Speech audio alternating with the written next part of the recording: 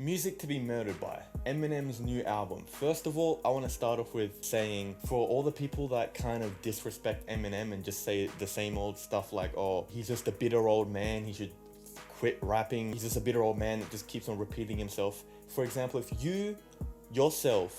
you were rapping non-stop for decades on decades, and you were rapping non-stop from since you were like 10 or something all the way until you were like in your late 40s, I think eventually you're gonna realize that there's not a lot of rap to rap about. I mean, what else do you want this guy to rap about? He's pretty much rapped about everything.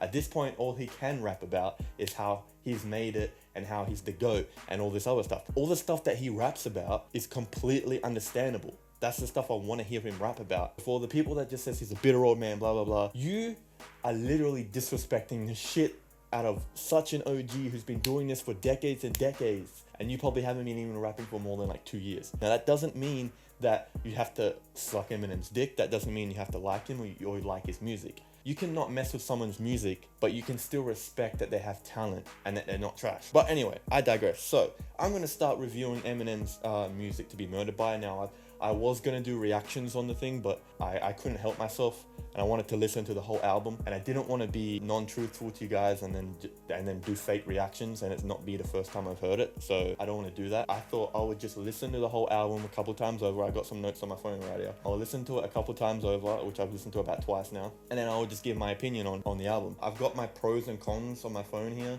and literally there's only like, I don't know if you can see this, but there's literally only like 4 cons and like a ton of pros. Alright, so firstly I want to go through all the pros and cons, and then I'll go through each track that what I thought about, etc, etc. First I want to go through all the pros and cons. Now right now I'm just going to mention the cons straight away because I just want to get them out the way because there's not many cons. One thing that I don't dig about this album is the whole fact that Eminem usually goes off at people that mumble rap, pretty much any mumble rapper, and I'm pretty sure a few of these people on this album actually sounded like mumble rappers. I can't remember the names because I don't really listen to them, but for example, Godzilla had Juice WRLD on that. Now he is most particularly, to me, I don't know to you, but when I go and listen to his music, he kind of does sound like a mumble rapper. So the fact that he has him on a track, but then he goes and disses mumble rappers, that's just one thing I was messing with. But to be fair though, Godzilla, Juice WRLD on that hook sounded really good. I'm not even complaining. Another con I have is kind of the few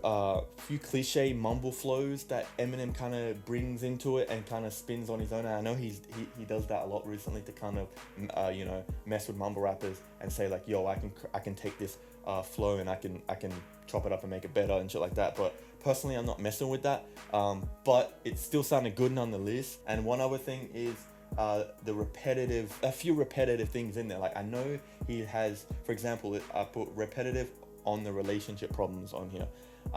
Now I know he's always talked about his relationship issues, and I'm not saying that it's repetitive because he's talking about it again. I'm saying he's touched on a lot of relationship issues and issues with women on this album. He's touched on it more than once on more than one songs, on like 4 or 5 songs on this album. Now I get the first few times because I dig that stuff. I want to hear what he's up to in his current life at the moment, because I'm interested in Eminem. I'm an Eminem fan, as you can tell by the Eminem shirt. So I'm not saying it's repetitive based on him doing another track about the women in his life. I'm saying the fact that he did multiple of it on one album, that got a little bit repetitive. That's literally all the cons I got. That's literally all the cons I have about this to me. Now we're going to go through a huge list of pros. First thing, I like how Eminem's style on this album is kind of like the old recovery / relapse style in some of the songs. Now there is a lot of the songs that do feel like new Eminem, like present Eminem, but there's also quite a few tracks that I was digging that actually gave me a bit of nostalgia, gave me like a vibe, like a recovery vibe or a relapse vibe in some of the songs. Particularly in songs like Marsh, I Will, and Stepdad, they gave me those massive vibes. I don't know why. That's just personally to me. That's not. I'm not saying that's how you're gonna feel, but to me, this is how I feel because this is my album review, right? No one else's, I'm pretty sure. Anyway, another thing I'm digging is the whole thing that he mentioned, the whole MGK stuff again. So there was a bar where he said, "War finished with MGK." Of course it is.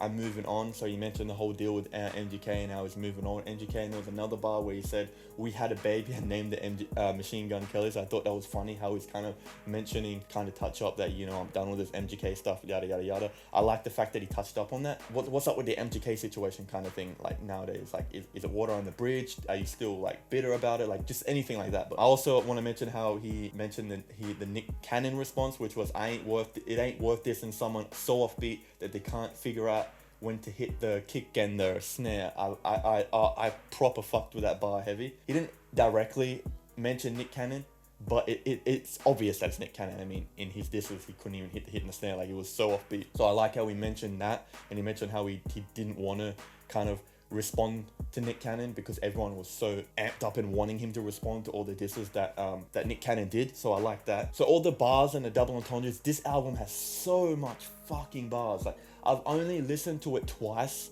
and there's still so much I've probably missed. So much. Like, I've caught probably 20 to 30% of it. No, I would actually, no, I would say, being I am a hip hop fan, I would probably say 40% of it I've caught. But I'm so confident that I'll go back and listen to it another 400 times in the next week, and then I'll go back and listen to it in like 5 months, 6 months, and then a year, and still just constantly catch stuff, because I listen to old Eminem stuff all the time, and I'm always still constantly catching stuff. So it's another typical Eminem album that you can kind of enjoy and go, yo, there's a lot of bars and there's a lot of repeat value, because I can go back and listen to it again and again and still catch more bars than I did in the previous one. So that is another thing I'm fucking with this album. I'm also fucking with Royce da 5'9", how he's on the tracks You Gon' Learn, Yeah Yeah, and I Will. I really messed with those three tracks. It really gave me kind of like a Bad Meets Evil vibe to it. People were saying like, oh, there's a Bad Meets Evil project rumored to come out, and so I like how he had Royce da 5'9" on it for a couple of tracks, because it gave me that Bad Meets Evil vibe, and I know so many people want,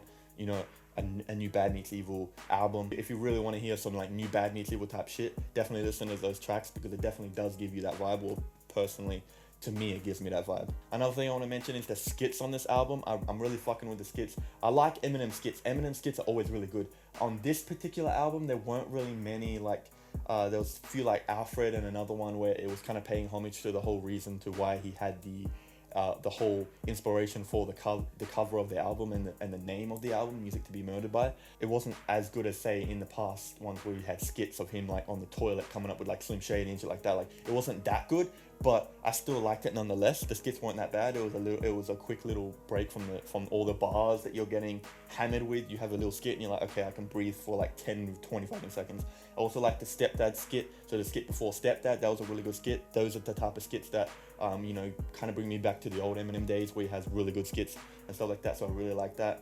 Now, the Ed Sheeran, I know a lot of people don't fuck with the whole Eminem Ed Sheeran duo, but I mean, come on, like, if you listen in the past, he's done like, you know, Skylar Grey, like Sia and Rihanna and all these people, and he's always done pop / mainstream type songs in his album. So I feel like Ed Sheeran is a perfect example of another pop / mainstream song that a lot of people that aren't into rap can vibe and get down to. He's kind of being versatile and going, okay, if people aren't really so into this type of genre, I can still get people that aren't into it by having a few pop songs on there, like the ones with Ed Sheeran and Skylar Grey and stuff like that. The track Those Kind of Nights also gave me the Slim Shady feel to it, because he was kind of going on like how usually Slim Shady will start like talking in kind of that tone of voice where he's kind of mocking someone, or he's talking in the voice of taking the piss out of someone.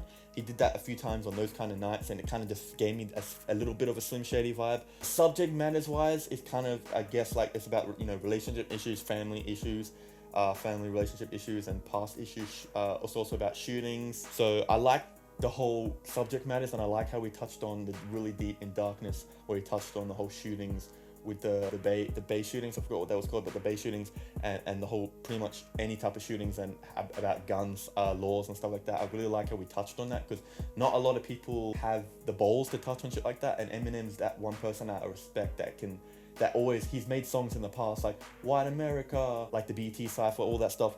Eminem likes to touch on controversial stuff, and also the song that he did about, you know, black people and how the cops step on you and stuff like that. He likes to make these controversial tracks. So I respect him for the fact that he's always mentioning these controversial topics that not a lot of artists kind of have the balls to mention and touch upon. So I really like how he mentioned and bring up the shootings, and how that song Darkness kind of, you think when you first listen to it, you think he's talking from his own perspective, like I'm scared about if the show is not going to do well, but then you realize he's talking from the shooter's perspective, and I mentioned that on the reaction I did. But I'm just really fucking with all of the subject matters, and I know he's mentioned a lot of these in the past before, but it just kind of feels like he kind of brings back the same subject matters, but kind of twists them, in my opinion, and makes them sound fresh and new, and that's what I like about this album. For example, like he said in Yeah Yeah, he said, Colorado or Columbine, I don't walk the line. So he doesn't care. He doesn't walk the line. He doesn't care what he says and how heavy weighted his words can be sometimes, how heavy weighted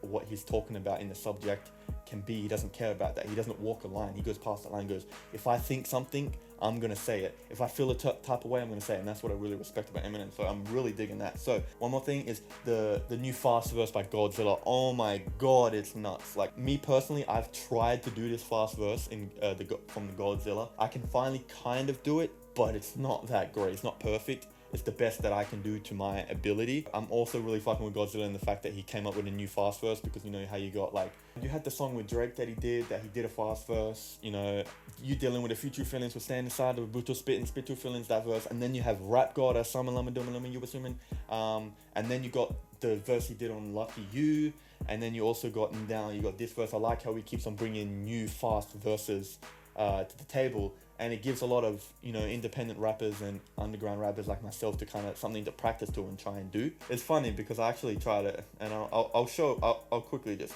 you know, pull up a clip of it, but it's literally the best I can do. I did it this morning. It took me so many takes.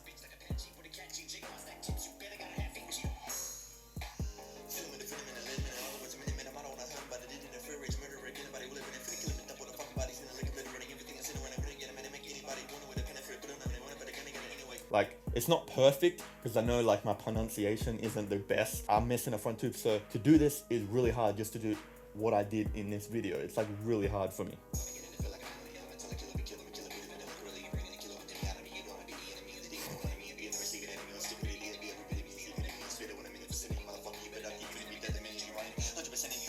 And it's, oh my god, the breath control in this, I don't know why Eminem just likes to exceed himself and just keep going more further beyond and beyond and just constantly rapping super fast. Did he do this in one take? If he did, I don't know how he could breathe, because I'm really bad at breath control with rapping.